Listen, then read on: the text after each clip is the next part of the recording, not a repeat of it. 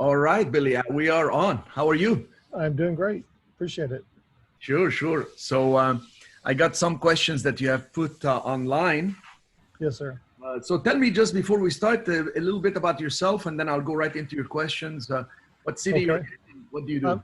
I'm in Dallas. I'm an IT manager, but in my prior life, I used to flip houses all the way back in the early 80s. Oh, great. I'm an old guy. No, that's fantastic. But why did you stop flipping houses?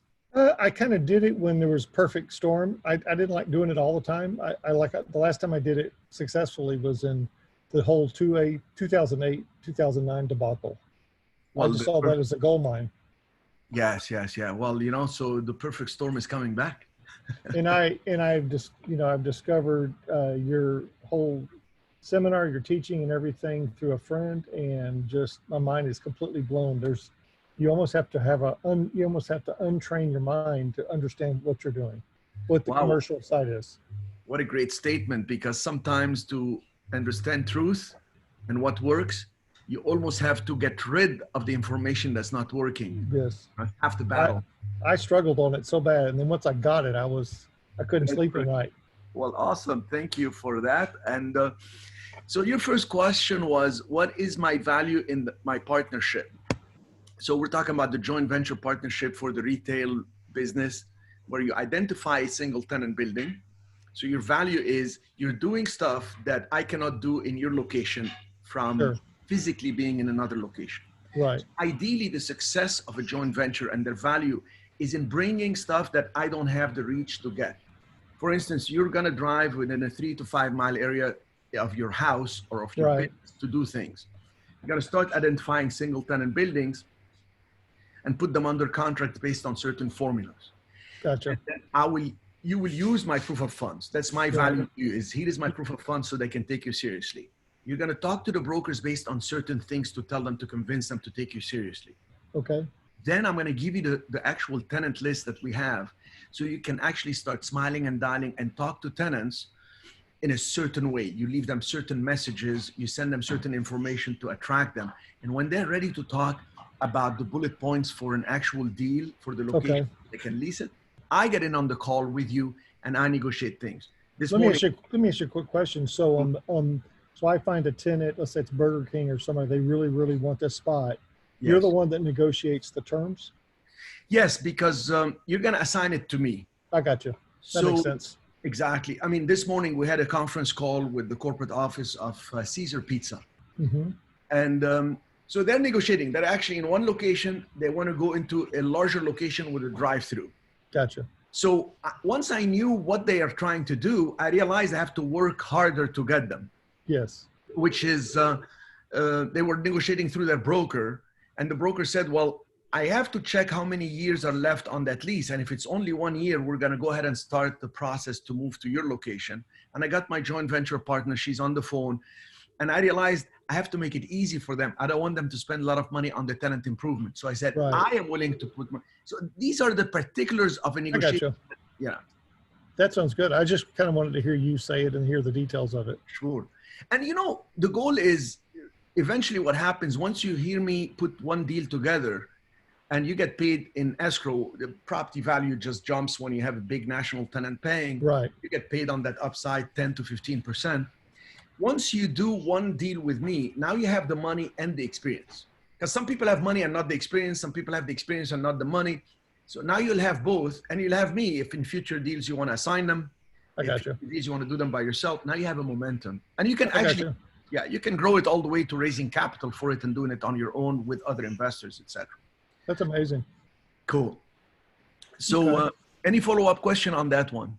No, I'm clear as a bell on it. I just wanted to clarify. I wanted to hear you say a couple things to clarify. Good.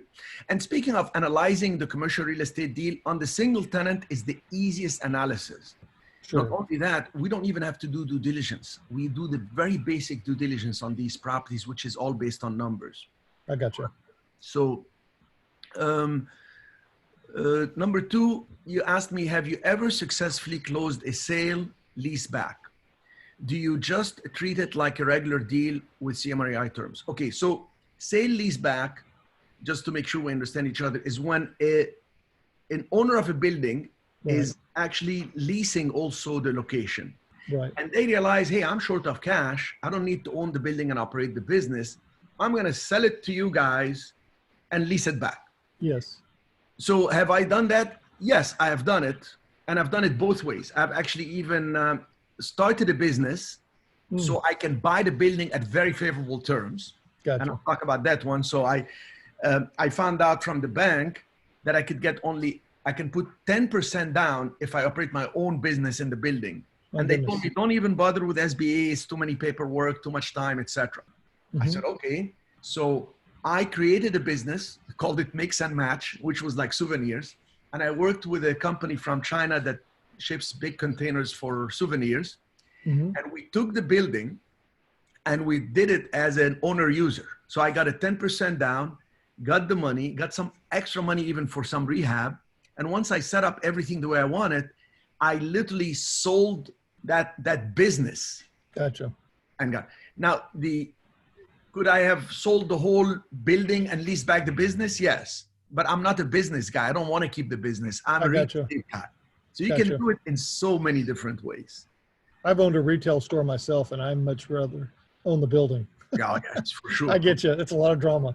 Yes. Right now, all the tenants that could not pay the full amounts, paid 50%, they're calling me. They say, please work with me. And I don't have to beg anybody. Actually, it was one phone call to the bank. I said, what do you want to do? They said, well, you have cash reserves. Can we take money from the cash reserves? I said, okay. One simple call. I mean, it's easier to be the owner. Gotcha. Good. I have a question. What did you have in mind on the sale leaseback? Similar. In other words, I've ran into, I think my mindset has changed since the COVID thing has kicked in, and I'm finding it a little more difficult to get national tenants to even think about signing long-term. And I thought this would be a great alternative, because I thought there might be some businesses that would be maybe equity rich, but cash poor, and would do what you just said, which is to sell their business, sell the building, keep the business, and that would give them some liquidity just in case times got tougher. Yes, it gives you a tenant right out of the bat. You still got to make the terms work, but at least you're not dialing for dollars for hours and hours and hours and hours. You're already starting with a potential tenant. Yes, very good point. And I remember there was a deal where it was a gym. So I'm going to give you a cautionary story. It was a big gym downstairs, and it was owned separately from the entire office building upstairs. I got you. Big office building in Phoenix, Arizona. Downstairs was a huge gym, and they were doing very well. So the gym owned their own space. They had a separate deed, and they contacted me if I would buy the space and they lease it back. And I said to them, hey, listen, what if you increase the rent? Because now we're going to work the terms that we want. Increase the rent. So I can pay you this, but you're paying me more, and you got what you wanted. I got what I wanted, and you don't have to pay commissions, and things will move forward. Sure. And they were so flexible, but they kept saying, well, let's just move quickly. Let's just move quickly. So I got suspicious. And when I started asking for their financials, because they said, oh, we're growing, and that's why we need the money to open more locations. When I checked their financials, I found out they were hurting. They were not doing as well as they pretended to be. Right. So I decided not to go for them. And all roads led me back to big national tenants with big corporate guarantees, I understand totally. Cautionary tale there. Okay. Number 3 said, in a dark lease situation, does it make sense to negotiate with the existing tenant before closing? Actually getting the agreed upon buyout in writing. So let's define dark lease. Okay. So going dark is when a tenant is saying, I am in that location. I can't afford to operate, but I'm committed to the lease. So I'm going to go dark. I'm going to shut down, lay off staff, close the store, probably even move all the furniture and equipment, whatever, but they continue paying. So the store has gone dark. Right. So we as landlords, as owners, we're getting an income, but actually there is no tenant there. Now in a mall, you don't want a tenant to go dark because it affects all the other tenants. Right. So all of a sudden, what's going on here? They're pooling on each other's traffic. Yes. But in single tenant buildings, we don't care really. Right. So when we are buying and we see an empty space and we call on it, and the broker or the seller says, hey, listen, there is actually a tenant there, but they're not operating. They have gone dark. It goes one of two ways. And I've had it both ways with sellers. Some sellers say, I'll I'll sell the building for you at X, but let me negotiate with the tenant so I can get some lease buyback, and then you get it vacant. I've had a situation in Louisiana where the owner said, look, I don't care. We had Dollar General here. They moved to another location to expand, and now they keep paying me here. I tell you what, I'll sell to you the whole thing and you negotiate with them. I got you. If that's the case, I said, I'm fine with it, but here is my offer contingent on the negotiation with. Yeah, that's what I'm thinking too. I just wanted to clarify. Yes, and it's all based on numbers. Wealth is a skill based on numbers. We just work the numbers. Which way is it going to work? I want certain income on the building, and based on who's paying it, the value of the building will go up. And the discount is like a bonus. The discount is awesome because if I have the chance as a buyer to actually negotiate with the tenant that's exiting, it's gone dark and it's paying, and I tell them, hey, listen, you got $60,000 a year and you got 3 years left. So you have $180,000. I'll tell you what, you don't have to keep paying. Give me $120 right now. And they say, I'll give you $100. Guess what? If I'm buying that building, that $100 is going to go toward the purchase price. That's right. That's the down payment right there. There you go. That's right. So I like to do that. You know, the reason I'm so glad to call you is because I say this a lot. I don't have a lot of people to talk to at this level. Okay, that's wonderful. I'm not kidding. I've been to a lot of seminars. Yes. On all kind of things. I mean, probably 20 or 30, and yours is so unique. And when I heard you speak, I thought that when I heard your consultation offering to people, I couldn't say no. I just thought, who else am I going to talk to? My wife's not going to listen to me. My mother, my father, nobody. I don't know anybody to even talk to. So it's just to hear you one-on-one and getting to hear the exact answers back is fantastic. That is awesome. Thank you. And I take pleasure in doing these deals. It's not just about the money. Yeah, but for sure. Think about it. We're really helping communities. Stores are shut down. We reopen them. Yes. I have so many people calling me saying, what are you going to do, Cherif? Because they want some guidance to know what's coming next. Right. Because the market is shifting. It is. And I was very encouraged today because I had a conversation with Little Caesars, and they want to expand. And they want the drive-through. They can see their business booming. And I asked, we were on the call with the joint venture, and they mentioned they have 2 other locations they want to expand. So it's like in one phone calls, we're going to do 3 deals. Amazing. When I told them, I'm going to make it so easy for you. You just tell me, if you accept X in rent, I'm going to spend the tenant improvement. Everybody. Yes. She said, great. That's awesome. Exactly. Yeah, that's great. Thank you. So let's, question number 4 was, how do you calculate the value of tenant improvements in a triple net lease? What a perfect question for what I just covered. Yes, yes. Can you see the tenant improvement to negotiate? So can you use the tenant improvement to negotiate? So can I negotiate better rent, annual increases, longer lease terms? Absolutely. There are actually, when I do the joint venture training, there are 9 things that I explain that are moving parts in the letter of intent. Gotcha. I tell them, you have the intent to lease. We got to negotiate a few things. How much you're going to pay me in rent? How much the duration? How much you want me to spend in tenant improvement? How much on annual increases? What type of corporate guarantee? Do we have a deposit? So many things that are moving parts. And Gotcha. sometimes they even bring some things we didn't even think of because they have peculiarities with their company. But the tenant improvement, which is when a tenant comes in, they want improvements to match their standards. Subway wants certain floors, certain glass fronts, certain height of ceiling, certain cabinets installed, certain power of electricity, etc. Right. This is the most important element in the negotiation. So I use it as a lever. Really, the biggest leverage I have is by telling them, I'm going to make it easy for you to come in. Yes. When malls get desperate, malls give concessions. When single tenant owners get desperate, they're usually single tenant owners of buildings. They don't have the money, they don't have the means, so they say, I'm going to sell the building. That is our opportunity. That's why I do these deals, because I'm able to come in and do things like a big mall when we're just getting a single tenant building. And I tell them, look, tell me the design, tell me what you want, and tell me if you have a preference who you want to work with, and let me get some other bids and I'll get it done for you. Gotcha. And that's huge. So sometimes also it works in reverse, meaning, hey, listen, I will lower the rent, but you put so much, because if they are going to put so much money, they want to commit to 15 years. or even sometimes 20 years because they want to amortize the cost over a period of time. So it's that balance of, I'm going to give you this if you do that. I'm going to give you this if you do that. It's a constant negotiation with people who are expert in negotiating.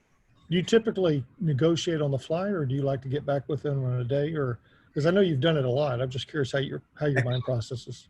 So I have a process with the negotiation. First of all, I don't negotiate one bullet point at a time. I negotiate several at the same time. Many people don't have that in their brain. They can't handle too many things at the same time. Gotcha. And if I'm going to give something, I want to get something. Mm-hmm. And at the end, I recap all what we said, and I say to them, I am going to send you the letter of intent. It's your intent to rent, but I'm the landlord. I'm going to send you my understanding, and let's follow up in the next 48 hours or so. I got you. So I never finalize it 100% that day, because the person we're negotiating with usually want to talk to the committee, because these are big companies, and I'm talking about tenants, because that's where Right. So they're going to say, let me talk to the committee, or let me talk to the CEO, or to the retail VP, etc. And I tell them the same thing. Let me get back and regroup with my people. Well, who are my people? I'm going to just sit and take a nap. But I'm waiting for actually a fresh mind the next morning to review everything. And I say, you know what? I give too much on this. I give too much on that. Maybe I didn't give enough on this, and see where I have some leeway. Invariably, they come back and they say, we're okay with it preliminarily speaking, but we need to see the space one more time. And that final trip that they take, which is usually with the designer that's going to come in, measure and say this, when they come back and say, hey, listen, Cherif, we're willing to commit to let's say this type of lease for this duration, all this, but we need an extra month free rent. Extra month free rent could be $10,000. So one of my last negotiations, I told the tenant, it's an ice cream and patisserie company. They have gelato and patisserie, and they're very successful. And I said to them, okay, I want to close the deal. So I'm going to tell you what, guys, I'll give you $10,000, 1 month free, but I want $10,000 worth of food and tickets that I can consume over the 10-year lease. Oh my God. And it took them just like a split second. They're like, oh, that's great. We will do it. Because their food cost is what, maybe 25%. So it's like it cost them 25, they got 7. And for me, 10,000, I'll be like inviting people, sending coupons, sending gift cards for $10,000 worth. So we immediately found a win-win. Okay. Love that. So TI is always good. Yeah. So number 5, you said, I have a property that is offered as a lease option. So you have the lease with an option to purchase. Yes. Right. Does it make more sense to try to get owner financing on the deal and actually own it from the beginning? Or should I just offer a triple net 10-year lease with the right to purchase it at any time at a fixed price? Okay. The answer, I hate to be almost so absolute, but almost always you're better off with a lease with an option to buy. Okay. Why? I thought so too, but I wanted to hear your thoughts. Yeah, because your risk is lower. You just have a lease, and you control an option to buy. You can exercise the option. You can sell the option. Yep. You can assign sublease, or you can walk. So I'm going to put the pieces together. If you can have a lease with an option to buy plus a sublease, that's the best deal. Gotcha. Now let's talk about the option to buy. Should I have a fixed price, or should I see where the market is? My suggestion is, whenever I'm ready to exercise my option, I want to be fair to you, Mr. Seller, Mrs. Seller. Let us appraise the building, and based on the appraisal, I will just exercise the option to buy. Okay. And if the seller says, well, I need 2 appraisals. Okay, I'll get an appraiser, you get an appraiser, we'll take the average of 2. We'll take the average of 3. Doesn't matter. That's now, fair. Why? Let's talk about why. Usually, if you're going to lease at X, let's say you're going to lease at 6,000. Are you with me? Yes. Your goal is really not to operate the business. Your goal is going to be to have a sublease at 8. Right. So how are you going to get to sublease at 8? Maybe you come in and let's work a simple 10% cap. All right. So at 6, you're going to lease at 6,000 a month. So that's 72,000 a year. You with me on this? Yes, sir. And At 72,000 a year, at 10% cap, that means capital working at 10%, the building will be worth 720,000. Am I right? Right. 72,000 a year in rent, 720,000 in value. All right. Now, let's say you're going to sublease it at 8,300 a month, just to make it simple numbers, which is 100,000 a year. At 10% cap, 100,000 a year, capital that will work at 10% will be $1 million. So now you subleased that property at 8,300. Your payment is 6, but you're going to receive 8,300. So you're going to be actually having a building that the seller will appraise. When they ask the seller, how much are you getting from Billy? Billy's going to be paying 72,000 a year. So Billy, based on the rent he is paying to that owner, making the building value at 720. But when you go to the bank and say, I want a loan to buy this building, I am subleasing to XYZ company, they're paying 100,000 a year. They're going to say, based on your income from the sublease, it's worth $1 million. Yeah, the cap rate changes. That's how you almost do 100% no money down deals. That's awesome. This made me, what I'm sharing with you, made me so much money. Insane. I leased and subleased to big companies. Like I leased and subleased to Burberry. I leased, right now, I have a building that I took when Payless Shoe Store went out of business. I called the owner, took the big space they had, divided it in two, and put 2 jewelers. One is covering the base of my lease. The other is total pure profit. Right. And I have 15 years to exercise my option to buy. Everybody's happy. The community's happy. Workers are working. The people that got laid off from Payless Shoe Store came in to work for the jewelers. I can't even tell you. I mean, I walk into the store, I'm like, there are hugs and kisses because they feel like I provided them with jobs. That's awesome. And I am happy that I was able to make money with this. And the reason we have an option for 15 years, I couldn't exercise it, is there was some personal reasons. Like the seller said, I have to wait till, some family member actually passes away because they don't want me to sell it until that time. So you work with the people and solve their problems. Gotcha. Love that. Answer your question on that? Yeah, I've done that on the residential side before, but when you're dealing with cap rates, it is a whole nother beast. Yes. The thinking, the way the bank perceives it, it's just the value, having a national tenant, subletting to a national tenant, for example. It's exactly. It makes you have like instant appreciation. Absolutely. And let's say, so somebody could be thinking, okay, Cherif, if I'm paying $6,000 a month, why would somebody pay me $8,300? Where did you get that spread? Well, sometimes you will tell that tenant coming in, I will give you $100,000 in tenant improvement. Right. So what your building is at 720, but it's going to be worth $1 million when these people sign with the corporate guarantee. So even if you put 100,000 and now it's 820 your cost, you still got 180,000 instant equity, and you practically show the bank, I put 100,000 in the building. They will give you the 700,000, 750 loan. Why? Because they see that you have skin in the game, you have a corporate guarantee, et cetera, et cetera. So for so little, you can grow so fast, so much with corporate guarantees. Gotcha. That's great. Cool. So you had another question. In a lease sublease situation, do you prefer mentioning the right to sublet during the LOI or during the contract negotiation? It's better to put as much during the LOI as possible. I got you. And whatever you disclose early on is less dramatic than if you disclose it later. Gotcha. So you disclose things like let's say you're a licensed broker and you're coming in to buy somebody's house. The sooner you tell them you're a licensed broker and you want to buy it for yourself, the better off you're going to be. So you come in and say, by the way, I'm a licensed broker, but I want to do this deal for myself and my family. We don't know if we're going to make money. We have some hopes to make some profit. So I'm going to disclose right here that I'm a licensed broker. Gotcha. If you negotiate the price of the property and then come back later and say, by the way, I'm also a licensed broker, or you just put it in writing, all of a sudden they say, what's going on here? Why didn't you tell me yesterday when we met? They immediately get suspicious. Very good point.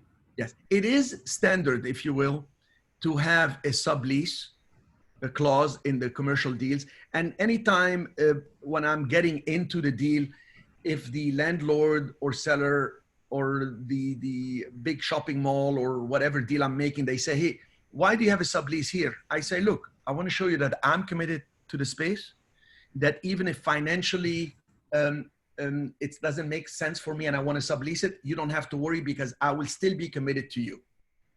And they say, oh, great, because if I'm committed to 10 years, I don't want to have you leave and then I have to go chase you. No, no, no. It's Right. a standard sublease with your approval.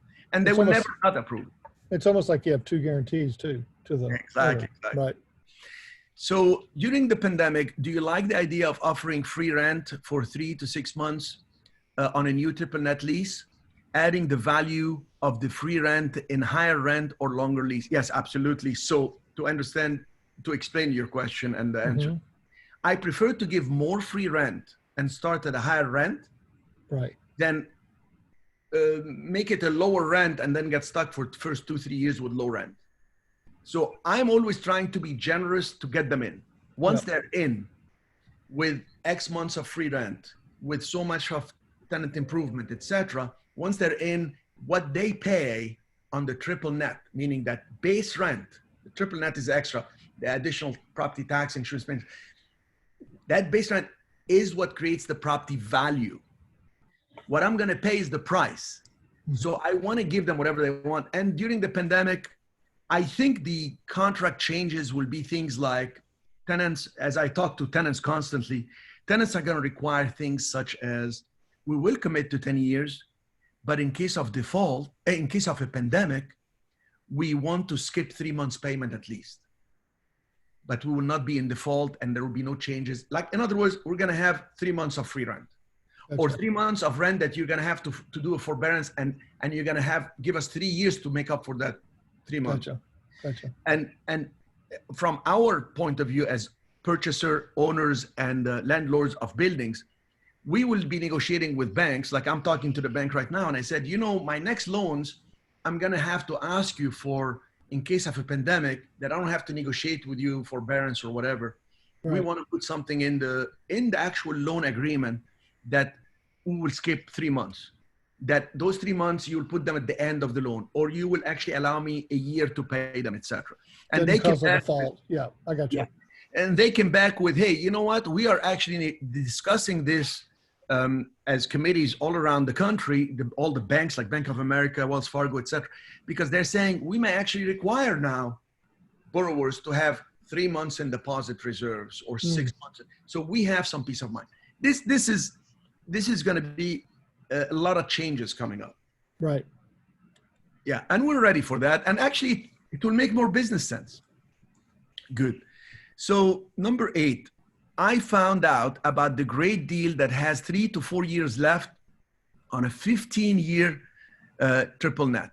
Does it make sense to go to the tenant during due diligence and try to negotiate a 10 to 15 a new lease? Obviously, this property is not vacant. Just seems like a possible opportunity. Oh my God, it will be amazing if you are able to go to an existing tenant and tell them, you got 3 years left. Heck, you got a year and a half left. Would you like to, I'll commit to you right now if you commit to me. And I'll buy the property and you'll have it all in writing.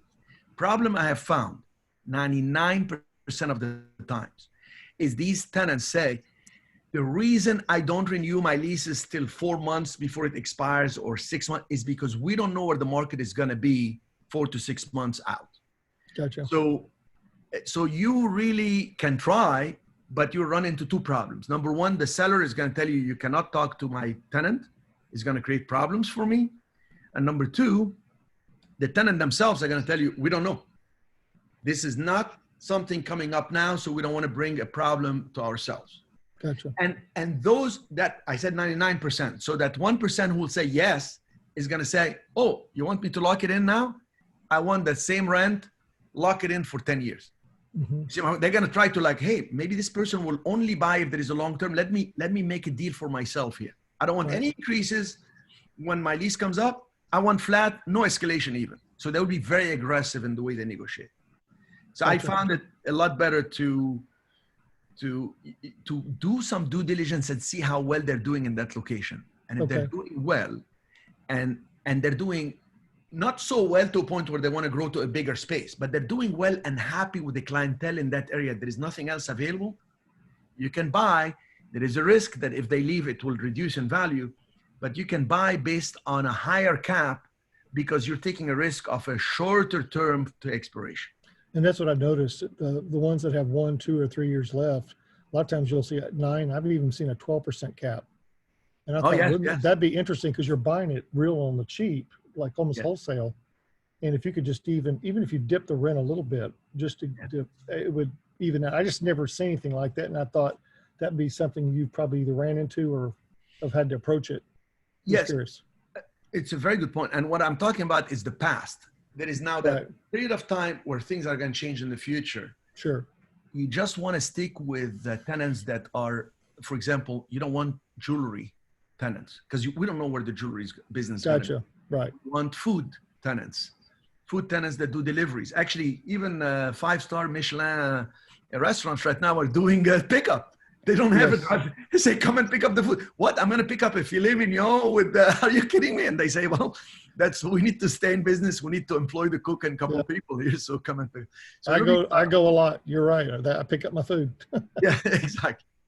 So cool. Any other questions? Not really. I think I didn't know we'd get through them all. That was impressive. Okay. I'm glad we did. I might have to call you again now that I know Anytime. you're this efficient. I might have more questions. Anytime. Well, Well, you know, I loved it. Thank you. I have a lot of experience in this, and as the world evolves, it's actually getting very exciting because some people are not flexible, and what we're seeing right now in the market is very little inventory coming out. I mean, I don't understand. These people are so afraid to list their properties because they're trying to see what other deals are going to come in. Right. And the projections are the markets that have done well will recover very fast and do very well. The markets that were weak are going to get weaker and more difficult. But actually, overall, the country has been doing pretty well for the last few years. So I'm not too worried, despite the fact that so many gurus are having a very bleak view on the future. I've heard, Buffett sold the airlines and lost 50 billion, and Sam Bell, is talking about, a lot of things are going to shut down and all this. But where? There will be 2020 is going to be difficult, but 2021, etc. They're flooding the market with so much money. Let's just stay positive, see how we position ourselves with the big companies. We'll make a lot of money. Gotcha. Well, I really appreciate the service, man. You're a treasure. You're a treasure. Really. Thank you, sir. I love it. Thank you. So till next time, looking forward to talking to you again and awesome. Keep posted on your success. Okay. Thank you so much, sir. Thank you. Take Bye-bye. care. Bye-bye.